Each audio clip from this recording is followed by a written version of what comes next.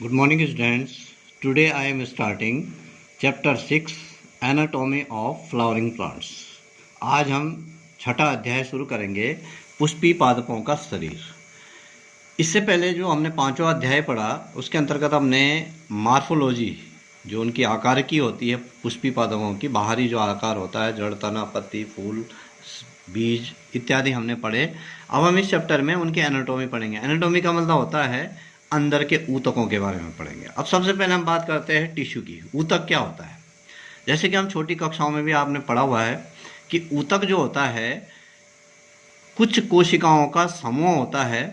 और किन कोशिकाओं का समूह होता है? जो कोशिकाएं कार्य और संरचना में समान होती है उनका समूह जो है वो ऊतक कहलाता है। ऊतक जो है, जो ऊतक शब्द है उसका सबसे पहले जो प्रयोग किया गया 1682 में एन ग्रीव के द्वारा ऊतक शब्द का प्रयोग किया गया। और ऊतक का अध्ययन हम जिस शाखा के अंतर्गत करते हैं उसे औतिकी या हिस्टोलॉजी उसको बोला जाता है।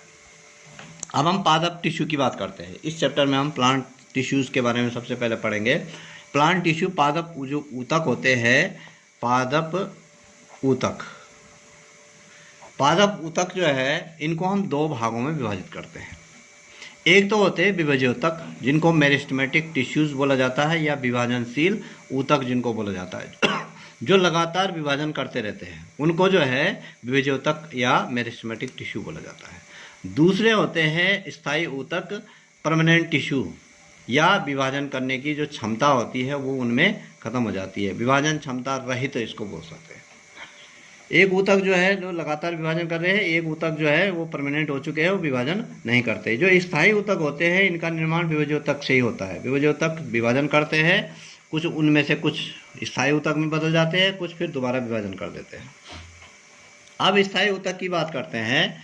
स्थायी ऊतकों को दो वर्गों में बांटा जाता है। एक कहलाते हैं सरल स्थायी ऊतक। ये एक समान कोशिकाएं होती है, सिंपल परमानेंट टिश्यू इनको बोला जाता है। एक समान इनकी ये जो सरल स्थायी ऊतक होते हैं इनकी सारी कोशिकाएं एक समान होती है, इसलिए इनको जो है सरल स्थायी ऊतक बोला जाता है, सिंपल परमानेंट टिश्यू। दूसरे होते हैं जटिल स्थायी ऊतक, कॉम्प्लेक्स परमानेंट टिश्यू। इनकी जो कोशिकाएं होती है वो एक से अधिक प्रकार की कोशिकाएं हो सकती है। इनकी संरचना जो है अलग अलग हो सकती है, भले कार्य एक जैसा होगा। यहाँ संरचना और कार्य एक जैसा होता है, यहाँ संरचना एक जैसे अलग हो सकती है लेकिन कार्य उनका एक होगा। अब बात करते हैं सरल स्थायी ऊतक की। सरल स्थायी ऊतक तीन होते हैं। एक होते हैं पैरेन्काइमा टिश्यू जिसको बोला जाता है मृदुतक। दूसरे होते हैं कोलेनकाइमा टिश्यू जिसको बोलते हैं स्थूल कोण ऊतक। और तीसरे होते हैं स्क्लेरेन्काइमा टिश्यू जिसको बोलते हैं दृढ़ोतक। इसके भी दो पार्ट होते हैं। एक होते हैं स्क्लेरेन्काइमेटस फाइबर होते हैं जिनको रेशे बोलते हैं, और दूसरे होते हैं स्क्लेरिड्स। ये जो जटिल स्थायी ऊतक होते हैं ये दो प्रकार के होते हैं। एक होते हैं जाइलम और फ्लोएम, दूसरे होते हैं फ्लोएम। जाइलम और फ्लोएम। अब एक एक करके इनको लेते हैं। सबसे पहले शुरू करते हैं विभाज्य ऊतक से, मेरिस्टेमेटिक टिश्यू से सबसे पहले शुरुआत करते हैं। विभाजन की क्षमता कुछ क्षेत्रों में होती है। अब विभाजन की क्षमता कहाँ होती है?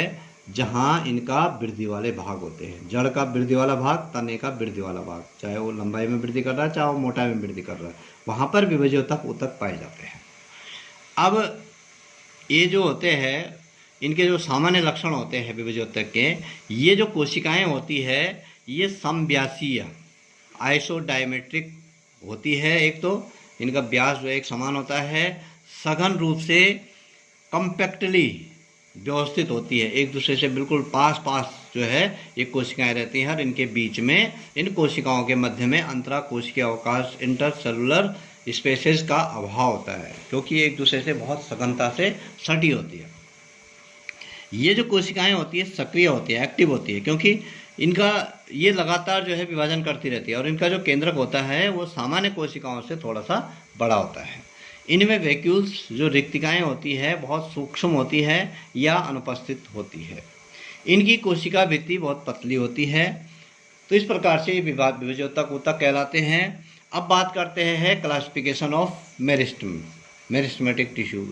जो मेरिस्टेमेटिक टिश्यू है उनका वर्गीकरण किस प्रकार से हम करते हैं। पहला वर्गीकरण हम करते हैं प्रारंभिक कोशिकाओं की उत्पत्ति के आधार पर, जो इनकी उत्पत्ति हो रही है उस आधार पर विभज्योतक का वर्गीकरण हम करते हैं। तो उस आधार पर हमें जो है ये जो कोशिकाएं होती है ये 3 प्रकार की होती है अगर हम इनकी उत्पत्ति के आधार पर वर्गीकरण करें, जिनमें कि पहला प्रकार है प्राक विभज्योतक, इसको कहते हैं प्रोमेरिस्टम। प्रोमेरिस्टम जो होता है ये भ्रूण से विकसित होने वाला पहला विभज्योतक होता है। कहाँ पे हमने बीज बोया, बीज के अंदर भ्रूण है, भ्रूण में प्ल्यूम्यूल है, प्रारंकुर है और मूलांकुर है। प्रारंकुर से जो है हल्का सा अंकुरण आ रहा है उसको हम कहेंगे प्राक विभज्योतक, या मूलांकुर का जो शीर्ष भाग हो रहा है बन रहा है उसको बोलेंगे प्राक विभज्योतक। दूसरे होते हैं प्राथमिक विभज्योतक या प्राइमरी मेरिस्टम, इनको बोला जाता है। ये प्राक विभज्योतक से जो इससे पहले वाले जो विभज्योतक थे जो शुरुआत में भ्रूण से बन रहे हैं, उन विभज्योतक से प्राथमिक विभज्योतक का विकास होता है। और ये प्ररोह शीर्ष और मूल शीर्ष, जो नीचे जड़ का शीर्ष है या तने का जो शीर्ष भाग है, या पत्तियों की उत्पत्ति स्थलों में जहाँ से पत्तियाँ छोटी छोटी पत्तियाँ बनना शुरू होती है वहाँ पर यह उपस्थित होता है। द्वितीयक विभज्योतक सेकेंडरी मेरिस्टम जो होता है ये प्राथमिक मेरिस्टम से उत्पन्न होता है और ये जो है लास्ट में स्थायी ऊतक में बदल जाता है। जो द्वितीयक मेरिस्टम होता है ये बाद में स्थायी ऊतकों में बदल जाता है और फिर इसका जो है दोबारा से विभाजन नहीं होता है।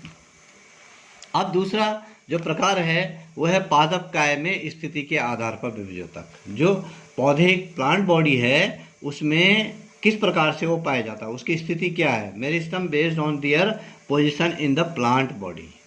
अब पहला है इसमें शीर्षस्थ विभज्योतक, एपिकल मेरिस्टम इसको बोला जाता है। ये हमने कोई पौधा है, ये वाला कोई पौधा है, इसका जो ये वाला भाग है ऊपर वृद्धि वाला भाग जहाँ लगातार वृद्धि हो रही है, जहाँ जो लगातार लंबाई में बढ़ रहा है, इसको बोला जाता है शीर्ष विभज्योतक। ये लंबाई में वृद्धि करता है, एपिकल मेरिस्टम इसको बोला जाता है। दूसरा है अंतर्वेशीय विभज्योतक, इंटरकुलरी मेरिस्टमक। ये स्थायी ऊतकों के बीच में स्थित होते हैं। कहाँ पे, ये वाला हिस्सा, ये वाला जो हिस्सा है इसको इंटरकुलरी मेरिस्टम बोला जाता है। ये वाला जहाँ पर स्थायी ऊतक है इससे जो है शाखाएं बनती है। और तीसरा है पार्श्व विभज्योतक, लेटरल मेरिस्टमक। ये जो पादप जो अंग होते हैं उनकी स्थिति पार्श्व स्थिति में पाया जाता है। ये वाला ऐसे जहाँ पे मोटाई में तना जो है मोटाई में बढ़ता है, व्यास में वृद्धि करता है तना इनसे।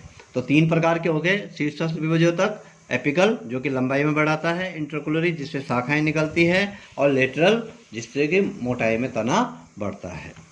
अब बात करते हैं, ये तो हो गया मेरिस्टेमेटिक ऊतक या विभज्योतक इसको कहते हैं। अब बात करते हैं स्थायी ऊतक की, परमानेंट टिश्यू हम किसे कहते हैं।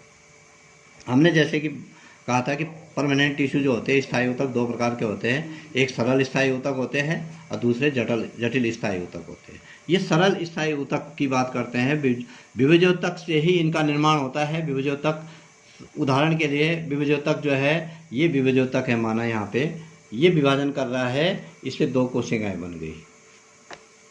नीचे वाली जो कोशिका है वो स्थायी ऊतक बनाती है और ऊपर वाली कोशिका फिर विभाजन करती है।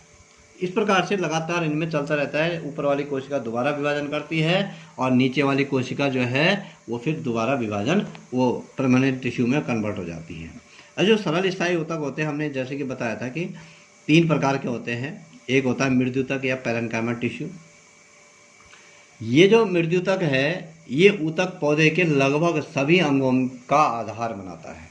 उनका जो बेस जो है किसी भी अंग का, चाहे वो जड़, तना, पत्ती कोई भी हो, उनमें जो है बेस बनाता है।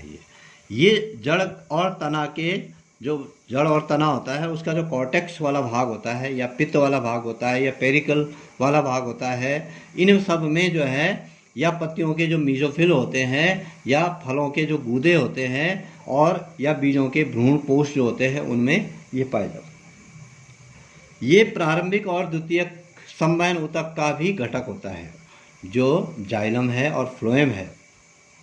उनके साथ भी ये पाया जाता है। Parenchyma, xylem parenchyma, phloem parenchyma के रूप में ये उनके साथ भी पाया जाता है। इसके अलावा इसकी जो कोशिकाएं होती है, उन कोशिकाओं की कोशिका भित्ति पतली होती है। कोशिका गोल हो सकती है, अंडाकार हो सकती है या कोणीय हो सकती है। इसके अलावा जो कोशिकाओं के मध्य में जो इंटरसेलुलर स्पेस होते हैं, अंतरा कोशिकीय अवकाश होते हैं, वो पाए जाते हैं। इनकी कोशिकाओं में एक बड़ी रिक्तिका पाई जाती है। इसके अलावा मृद्युतक क्या कार्य करता है? ये जो पैरेन्काइमा टिश्यू है, ये करता क्या है, क्या कार्य इसका पौधे में है? सबसे पहली बात तो ये भोज्य पदार्थ और जल का संग्रहण करता है, उनको इकट्ठा करके रखता है।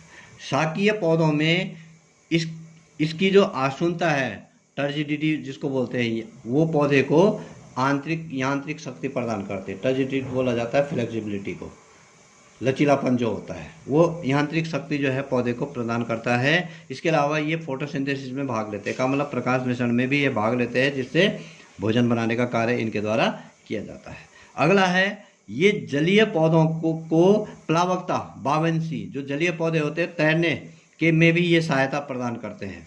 और कभी कभी इनकी कोशिकाएं जो होती है विभाजित होकर घाव भी भरती है। कहीं पर जो है घाव अगर है तो ये जो पैरेन्काइमा टिश्यू है, ये वाले पैरेन्काइमा टिश्यू इस प्रकार से ये बनते हैं। दूसरा है इसमें स्थूल कोण ऊतक, कोलेनकाइमा टिश्यू उसको बोला जाता है।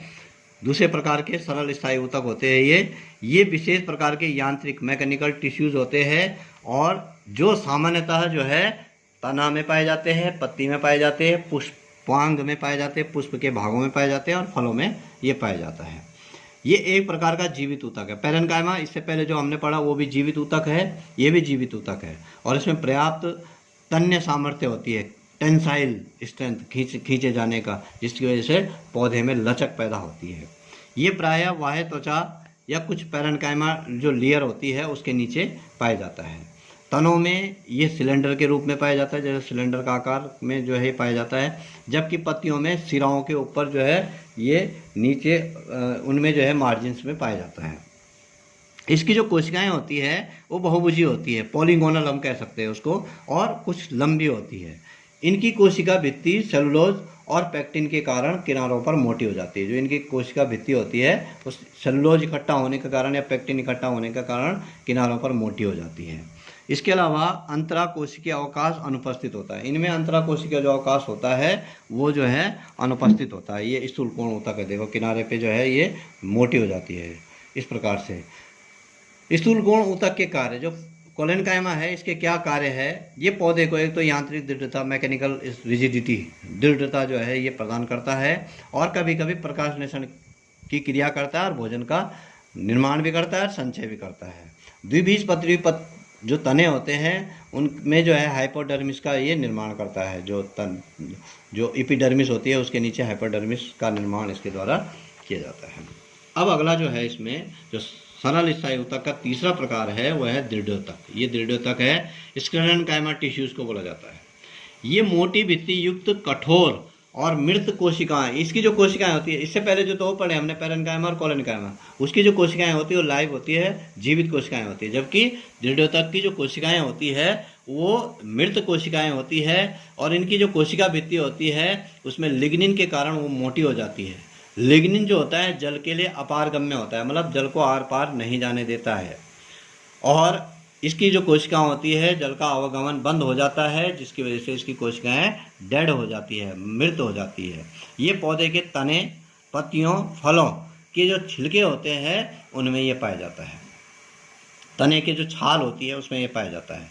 ये दो प्रकार की कोशिकाएं होती है इसकी। दृढ़ ऊतक तंतु होते हैं, ये बहुत लंबे होते हैं, भित्ति में लिग्निन पाया जाता है, और दोनों छोरों पर ये नुकीले होते हैं इस प्रकार के, ये जो है। और ये जाइलम और फ्लोएम में भी पाए जाते हैं। जाइलम स्क्लेरेन्काइमा, फ्लोएम स्क्लेरेन्काइमा, इस रूप में ये पाए जाते हैं। दूसरे प्रकार की कोशिकाएं होती हैं अस्थि कोशिकाएं या दृढ़ कोशिकाएं, स्टोन सेल या स्क्लेरोइड्स उनको बोला जाता है। ये समव्यासी कोशिकाएं होती है और या अनियमित होती है। दृढ़ एवं कठोर नाशपाती के गुदे का जो किरकिरापन होता है इनकी कोशिकाओं के कारण ही होता है। जो इसके अलावा इसके जो कार्य है दृढ़ोतक के, फंक्शन ऑफ स्क्लेरेन्काइमा टिश्यू, ये ऊतक अंगों ऊतक पौधों के जो पौधों के अंग होते हैं उनको यांत्रिक शक्ति प्रदान करता है, दृढ़ता प्रदान करता है, सहायता प्रदान यांत्रिक सहायता जो है प्रदान करता है, आंतरिक अंगों की रक्षा करता है, पौधों को तेज हवाओं इस प्रकार की जो प्रतिकूल परिस्थितियां होती है उससे उनकी रक्षा करता है, और अनेक प्रकार के नट हो गए, फल हो गए आदि के जो छिलकों को जो है ये दृढ़ता प्रदान करता है। तो आज हम सरल ऊतक तक ही पढ़ते हैं, नेक्स्ट डे हम पढ़ेंगे जटिल स्थायी ऊतक। Thank you.